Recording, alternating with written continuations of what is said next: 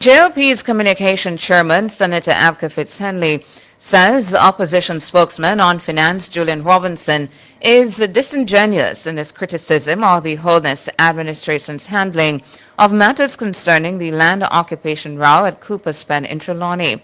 Robinson blasted the government for its failure to collect approximately $26 million in taxes owed by the owner of the property, New Falmouth Resorts Limited. But Senator Fitzhenley says Robinson did not disclose to the public that the PNP administration of 2012 to 2016 accrued about $25 million in legal costs that it was due to pay to New Falmouth Resorts after 2 defeats in its court battles with the company. Shalois Michael reports. Nationwide News revealed on Tuesday the 2 unsuccessful court challenges mounted by the then PNP administration, which saw the state liable to pay over $25 million in legal costs to New Falmouth Resorts.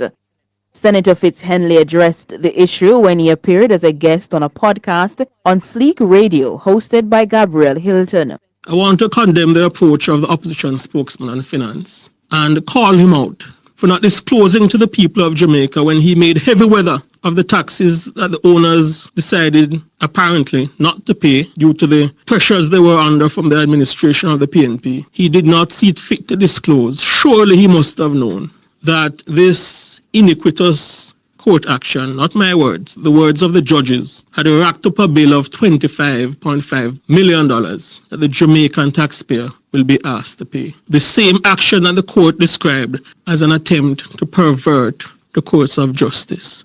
Senator Fitzhenley says Robinson's attempt to denigrate the lawful owners of the Cooper's Pen property should be contemplated in the context of the findings of the Supreme Court in 2014.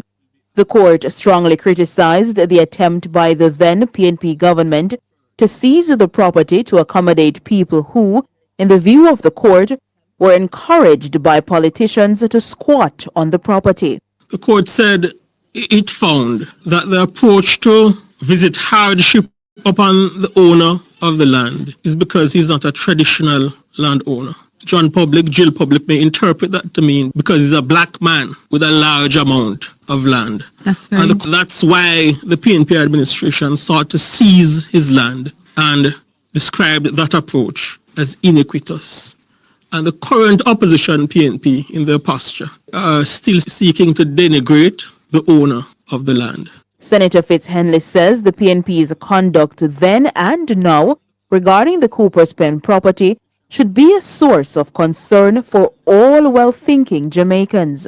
Now, every Jamaican landowner should be thinking, this could be me. Where, because of their diabolical approach, the PNP believes it is their right to trespass upon the constitutional right of a black man who owns a significant amount of land because they want to have people squat on it for political gain. The PNP has not changed their approach to government and governance. They still believe in seeking to seize property of people who they don't believe are of a particular background in order to own significant amounts of capital. I call on all well-thinking Jamaicans to condemn that mindset. We cannot go back there as a country. Shalois Michael for Nationwide. Lands displaced by the Cooper's Pen demolition in Trelawney are being assessed and directed towards the relevant state-sponsored program based on their individual circumstances. Labor and Social Security Minister Pernell Charles Jr.